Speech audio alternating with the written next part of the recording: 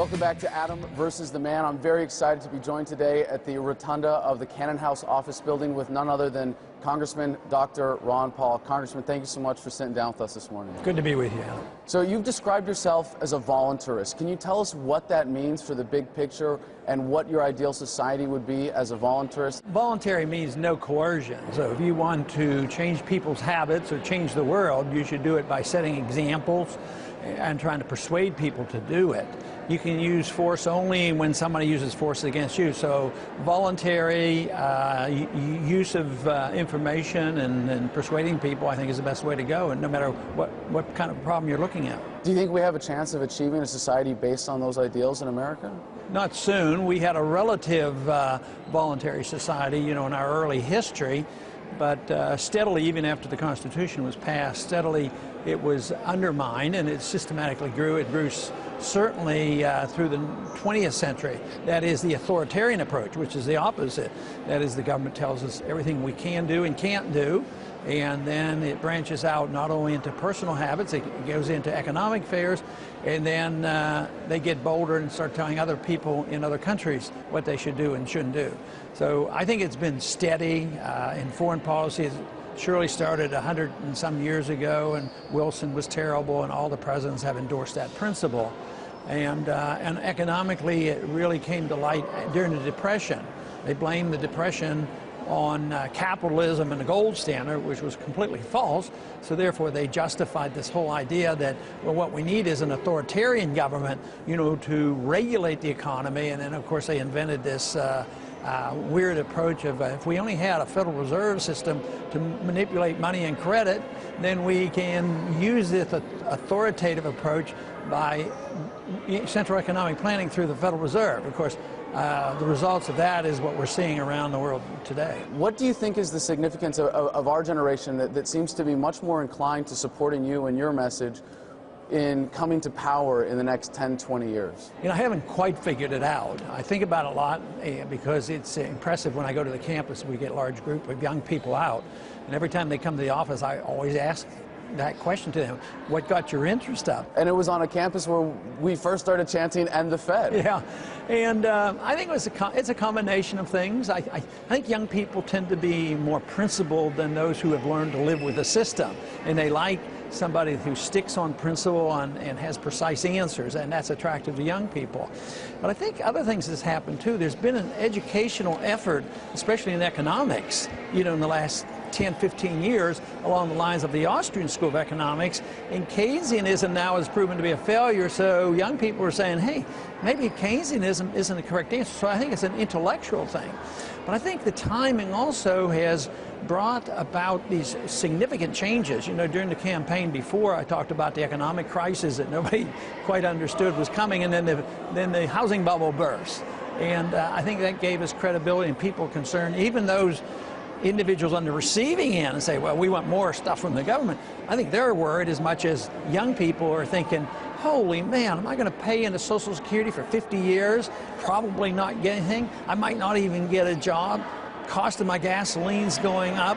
And why are we fighting these wars endlessly? And I just turned 18 and inherited $45,000 worth of debt. Yeah, and there's no, I think, you know, I think the burden placed on the young people make them think about this. Those who don't think, I guess, you know, ball games and whatever they do, and they don't think about the issues and thinking that this is going to last forever, they're not interested. But a significant number of people, the young people who are serious about what's happening, I think are looking our way. You were quoted in a recent story in The Telegraph. The question is, why does our government invite conspiracy theories all the time? Why don't they show a picture? So what's your theory on that? Why does our government invite conspiracy theories all the time? Governments like secrecy. They're not, you know, whether it's the Federal Reserve or our foreign policy, just think of many times we've gone to war by distortion of the evidence, you know, and lie our way into war, whether it was World War, whether it was Vietnam War, or you know, going into Iraq. I mean, they have to, you know, deceive us. And then when the people distrust the government, then any question in government is called a conspiracy theory, you know, and they do that to say that, oh, you're nuts, because everything is a conspiracy. But I think the best thing is you should only believe the conspiracies that are true. You know, of course there's a conspiracy, people getting together and thinking, well, how are we going to manipulate the money supply?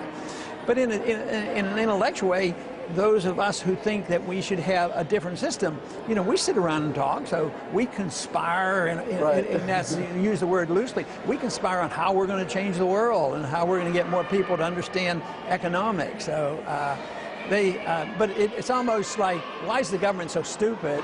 If they don't like the conspiracy theaters, why do they set the stage for them? Speaking of conspiracies for freedom, when I first started studying the monetary policy issue, it seemed to me like there was a showdown coming as the dollar collapses between those who want to move to a global fiat currency and those of us who want freedom in monetary policy. And now just recently we had George Soros with his meeting at Bretton Woods several weeks ago. And then I go back to the 80s when you started this championing this cause for sound money, for getting away from the Federal Reserve System. Do you think that showdown is coming anytime soon? Or? I think the showdown's inevitable because fiat money doesn't last forever, and it will end. But there's no way to know which month it will occur, or which year. When I talked about the financial bubble before and the housing bubble, I didn't know what month it would be. It could have been a year sooner or a year later. In the same way with the monetary crisis, because there's a confidence factor in there. As long as it seems like our dollar is working and they're still taking our dollars, China's been willing to take a lot of our dollars. They've had well over $1 trillion, but they're not taking them this amount. They're shrinking their portfolio now of dollars. So, but there's no panic, and they shrink their portfolio slowly and quietly because they don't want to panic. Because if you panic out of the dollar crashes. But I think eventually there will come. The end stages of a currency goes rapidly. I think the best thing for the average person to look at will be prices. Whether their grocery shopping is getting too expensive and how much it costs to fill their tank of gas up, how much it costs for their medical care and transportation. These are the kind of things.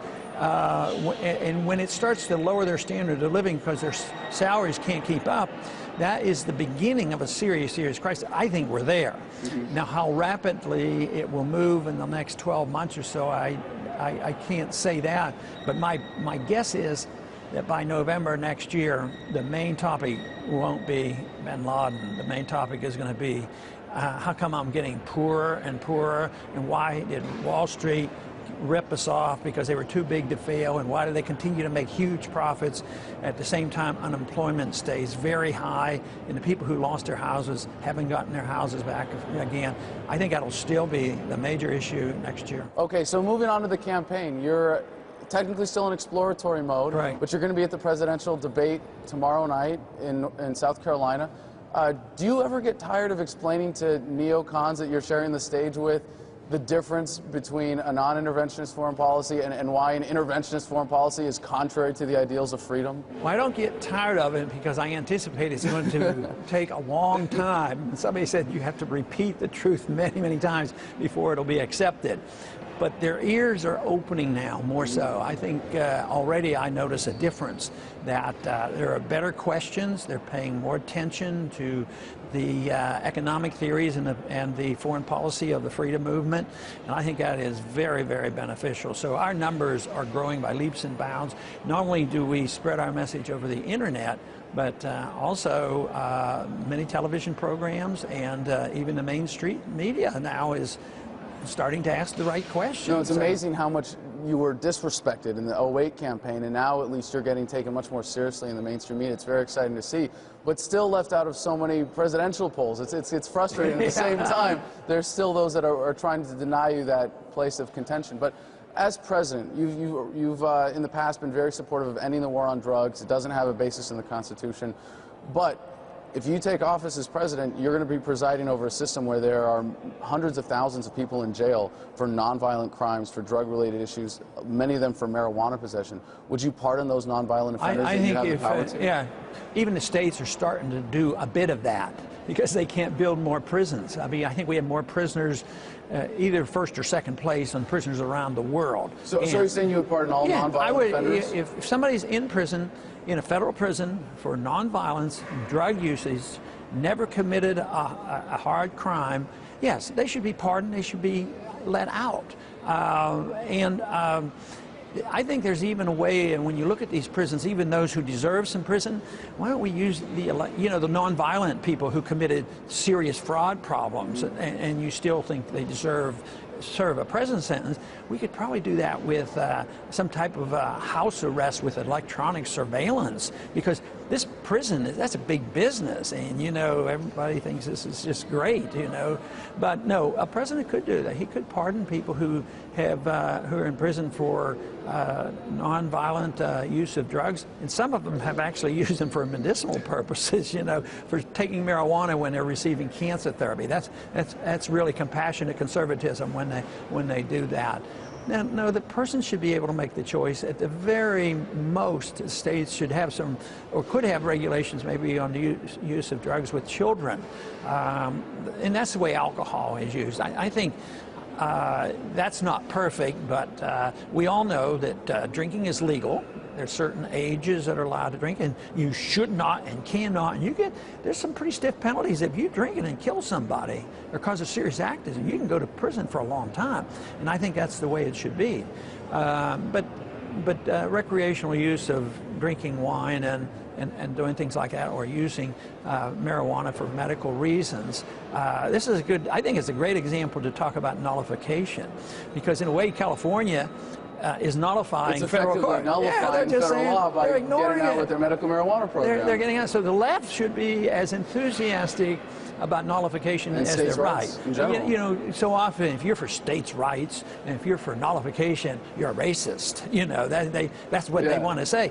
But if the left wants to use it, which they do in California, and the left a lot of times will use the regulatory system, because too often conservative Republicans like national regulations, so they only have to lobby Washington and not all the different states for their regulations that may protect them, so they don't like that. So a lot of times I've heard liberals on the House floor, ridicule the right and say, I thought you guys were for states' rights, and they'll say what we need is state regulation when they're tougher than the federal government. I mean, a libertarian might argue against the regulations they're talking about, but that principle should be endorsed by both left and right. Well, I hope as you go forward and get into debates with more of these neocon chicken house draft dodgers, that you remind them that you're the candidate with the troops on your side. Thank you very much. Thank you. Good to be with you.